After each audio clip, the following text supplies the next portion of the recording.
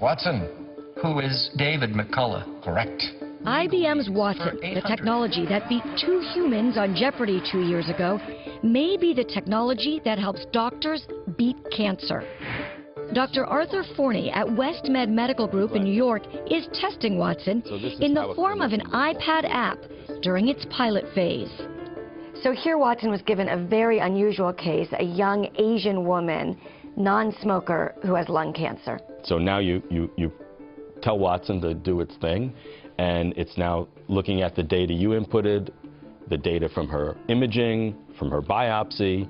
In 17 seconds, Watson has analyzed about 3,500 textbooks and 400,000 other pieces of data. This is the screen where it shows you that after looking at what you have so far, it would consider that you would do several other things for the patient that it doesn't see yet in the chart.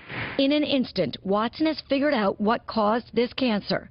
It turns out she has a very rare genetic mutation, which is accounting for her cancer. And offered 3 treatment options. It has shown that treatment 1 has a 95% confidence of being effective, whereas treatment 2 is only half that. Is this so obscure that you would have needed Watson for the diagnosis and treatment, or would an oncologist come up with the same treatment plan? In fact, this is such a new discovery of this particular mutation, and it's a relatively new drug as well, that my guess is that many oncologists may not be quite up to speed yet. Watson gets its wisdom from Dr. Andrew Seidman and a team at New York's Memorial Sloan Kettering Cancer Center. 1,500 lung cancer cases so far, and breast cancer cases as well. Lab results, physicians' notes, and clinical research have been fed into the supercomputer, along with medical journals and textbooks. We are trying to challenge Watson right now in the training process with common cases and not so common cases. So the Watson system that we built is a machine that's about this size.